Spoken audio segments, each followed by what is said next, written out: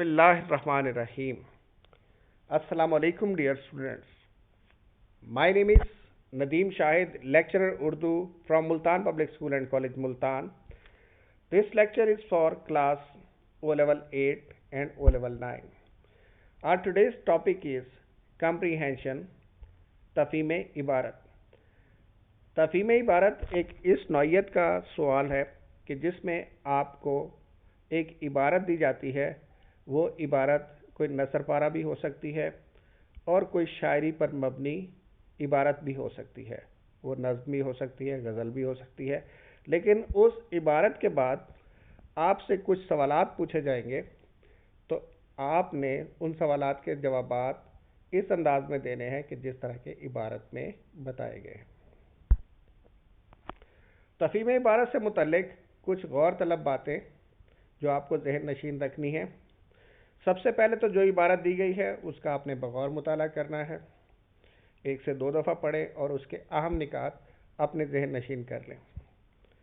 इबारत पढ़ने के बाद आप सवालात को गौर से पढ़ें और अपने जहन में जवाबात का खाका तैयार करें. जहाँ तक मुमकिन हो अपने अल्फाज में जवाबात लिखने की कोशिश करें.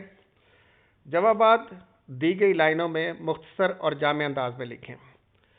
जवाबात ख़ास तौर पर जब आपको बताया जाता है कि दी गई लाइनों में मुख्तसर अंदाज में लिखें, तो उसमें हर सवाल के जितने मार्क्स होते हैं उतनी ही लाइनें आपको दी जाती हैं. तो आपने कोशिश करनी है कि उन्हीं लाइनों में जवाब लिखें, ना कि उससे एक्सीड करें. अपने जवाब में किसी बात को मत दोहराएं.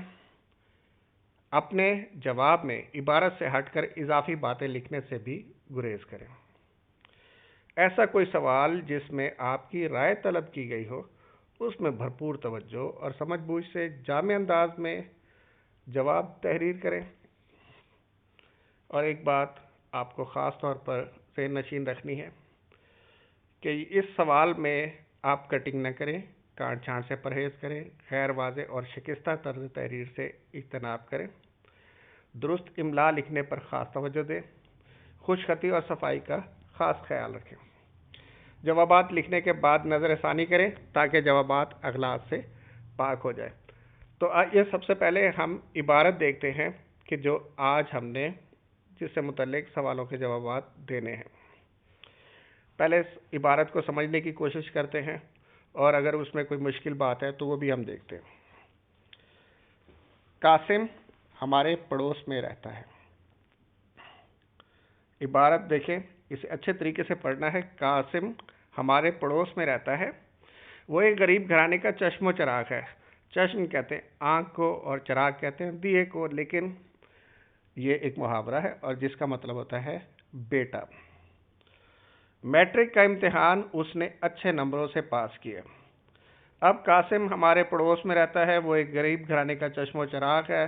मैट्रिक का इम्तिहान उसने अच्छे नंबरों से पास किया है, तो वालिदैन की बहुत सी उम्मीदें उसके साथ वाबस्ता हो गई हैं. चुनाचे उन्होंने अपने गुर्बत को नज़रअंदाज करते हुए, अपनी गुर्बत को फरामोश करते हुए, अपनी गुर्बत को भूल कर उसको मज़ीद तालीम जारी रखने के लिए अच्छे से कॉलेज में दाखिला दिलवाया है. इब्तदा में तो कासिम को अपने वालिदैन की गुर्बत का बेहद एहसास था और उस गुर्बत से निकलने के लिए ही वो दिन रात मेहनत करता रहा. लेकिन माहौल बाज़ औक़ात आदमी को कुछ से कुछ बना देता है. कॉलेज के माहौल में कासिम का जहन तब्दील होने लगा. कुछ ऐसे लड़कों से उसकी दोस्ती हो गई जिनकी वजह से वो लापरवाह हो गया.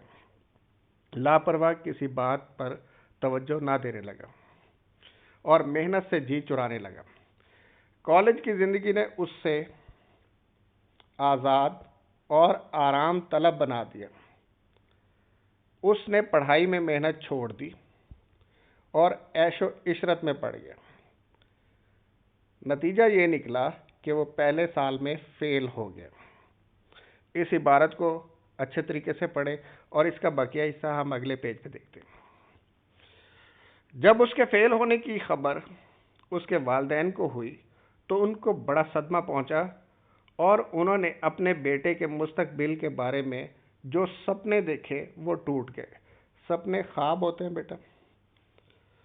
تو بیٹے کو بھی اپنی ناکامی کا نہایت افسوس ہوا اور اس نے سوچا کہ میں اپنے والدین کی خوشیوں کا قاتل ہوں۔ میں نے ان کی امیدوں پر پانی پھیر دیا ہے۔ پانی پھیر دینا یعنی کہ امیدیں توڑ دینا۔ مجھے ایسا نہیں کرنا چاہیے تھا۔ اس کا مطلب ہے کہ قاسم اب اپنے کیے پر پچھتا رہا ہے۔ والدین کو پریشان دیکھ کر کچھ دن وہ بھی رنجیدہ رہا، افسردہ رہا، غمزدہ رہا۔ پھر اس نے اپنے والدین سے معافی مانگی اور ان کو یقین دلایا کہ وہ آئندہ محنت کرے گا اور ان کی امیدوں پر پورا اترے گا۔ اب کالج میں اس کی یہ عادت بن گئی تھی کہ وہ صرف اپنے کام سے کام رکھتا تھا اور علم حاصل کرنے میں مگن ہو چکا تھا۔ اس کے اساتذہ بھی اس سے خوش تھے۔ قاسم کی ذہانت کا چرچا پورے کالج میں تھا، چرچا شہرت۔ یوں ماضی کی غلطیاں بلا کر اس نے محنت کا راستہ اختیار کیا تھا جس نے اس کا وقار تمام طالب علموں میں بلند کیا۔ اس کا وقار سے مراد ہے اس کا عزت، اس کا مرتبہ، اس کا مقام۔ یہ ایک مختصر سی عبارت ہے۔ اب اس کے بعد ہم دیکھتے ہیں کہ ہم سے کون کون سے سوالات پوچھے گئے ہیں۔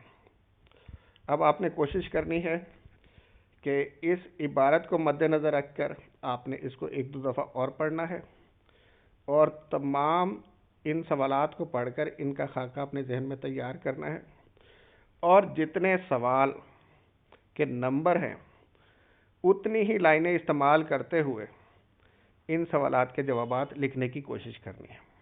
امید ہے کہ آپ یہ سوال بہت اچھے انداز میں کریں گے، اور اس حوالے سے اگر آپ کو کسی قسم کی کوئی دقت، کوئی پریشانی پیش آئے تو آپ میرے نمبر پر مجھ سے رابطہ کر سکتے ہیں، اور اپنا کام کوشش کریں کہ نیٹ اینڈ کلین، صاف ستھرا کریں، اور اپنا کام کرنے کے بعد اسے ریوائز کریں، اور اس ریوائز کرنے کے ساتھ اپنے جب آپ اسائنمنٹ بھیجیں تو وہ غلطیوں سے پاک ہو اور نیٹ اینڈ کلین ہو۔